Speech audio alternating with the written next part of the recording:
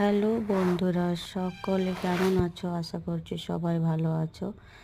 আজকে বারটা ছিল রবিবার, আমি বাড়িতে ছিলাম আজকে, তাই ভাবলাম মায়ের একটু সবজিগুলো কেটে হেল্প করে দিই, তাই রান্নাঘরে আমি চলে আসলাম।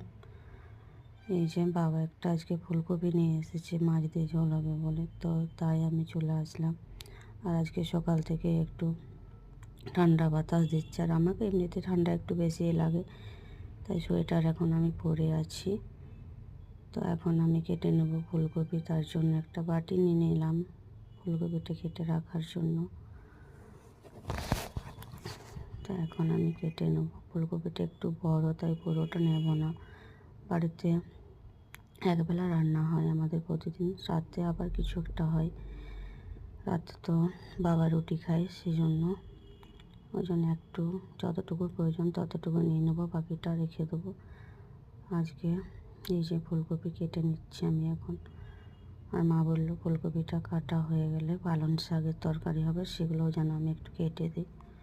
তাই আমি এখানে মাকে সবজি কেটে দিচ্ছি, আর একটু মায়ের সাথে কথাও বলে নিচ্ছি।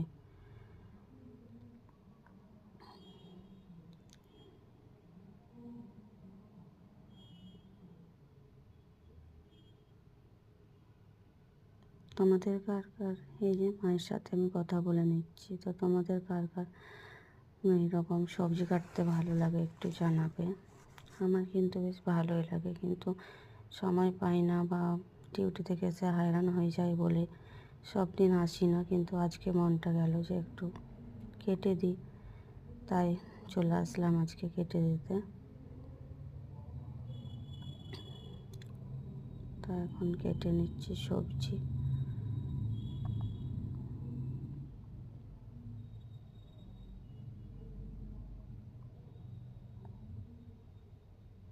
তোমরা একটু কমেন্ট করে জানাবে তো যে আমার কাটাটা ঠিক হচ্ছে কি না, আমি ঠিকঠাক কাটতে পারছি কি না। আমার মায়ের কিন্তু আমার সবজি কাটা পছন্দ হয় না, আমি নাকি সবজি কাটতে ভালো পারি না, ওই জন্যই আসি না সম্ভবত। কিন্তু আজকে মনে হলো যে না, কেটে দিই। এখন মাকে জিজ্ঞেস করে নিচ্ছি যে আর কি দেবো, মা বললো না আর হবে না, ওটাই হয়ে যাবে। এখন হচ্ছে যে ফুলকপিটা কাটা হয়ে গেল, তো এখন আমি বেগুন কাটছিলাম, তো মা বললো আগে আলুটা কেটে নে, তাই আলুটা কাটছি এখন। তো চলো, ভিডিওটা এখান পর্যন্তই, বেশি বড় আর করছি না। সবাই ভালো থাকবেন, সুস্থ থাকবেন, পারলে আমার ইউটিউব চ্যানেলটাকে একটু সাবস্ক্রাইব করে দেবেন। চলো সকলকে